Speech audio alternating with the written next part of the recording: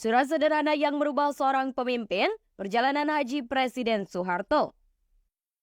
Pada tahun 1984, sebuah surat sederhana dari seorang siswa kelas 3 Sekolah Dasar Tiar Fitrian Ahyar mencuri perhatian Presiden Soeharto.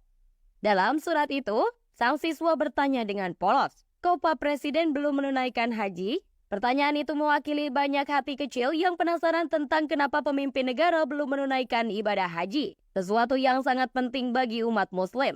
Tiar mungkin tidak menyadari bahwa pertanyaannya akan membuka pintu bagi perjalanan spiritual yang mengesankan dalam hidup Presiden Soeharto. 7 tahun berlalu sejak surat itu ditulis, dan akhirnya tibalah saatnya bagi Presiden Soeharto untuk memenuhi panggilan hati dan rasa kerinduan akan Tanah Suci.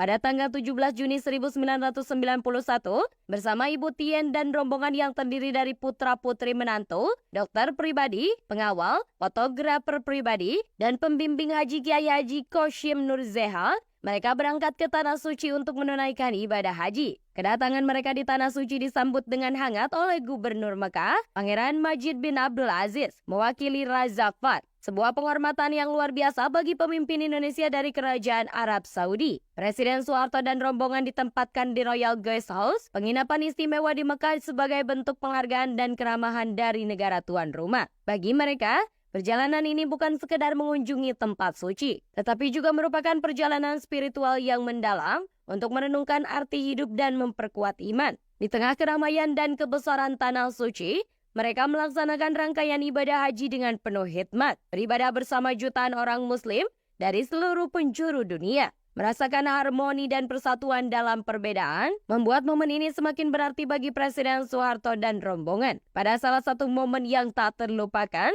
Presiden Soeharto menerima surat dari Raja Fahd. Isinya sungguh istimewa. Raja Fahd memberikan pilihan nama bagi Presiden Soeharto dan Ibu Tien setelah menunaikan haji. Nama-nama itu adalah Muhammad atau Ahmad untuk Presiden Soeharto dan Siti Fatimah atau Siti Maryam untuk Ibu Tien. Sebuah pemberian yang tidak ternilai dari seorang raja kepada seorang presiden dan menandakan kehormatan dan penghargaan atas perjalanan spiritual mereka. Sepulang dari Tanah Suci pada tanggal 26 Juni 1991, Presiden Soeharto dan Ibu Tien telah merasa berbeda. Mereka kembali dengan nama baru sebagai Haji Muhammad Soeharto dan Haja Siti Fatimah Hartinat Soeharto. Perjalanan ibadah haji telah membawa pengalaman spiritual yang mendalam, dan nama baru tersebut menjadi simbol kesucian hati dan kesadaran akan tanggung jawab sebagai pemimpin bangsa. Kisah ini mengingatkan kita bahwa seorang pemimpin pun adalah manusia yang memiliki keimanan dan kerinduan yang sama terhadap Tuhan.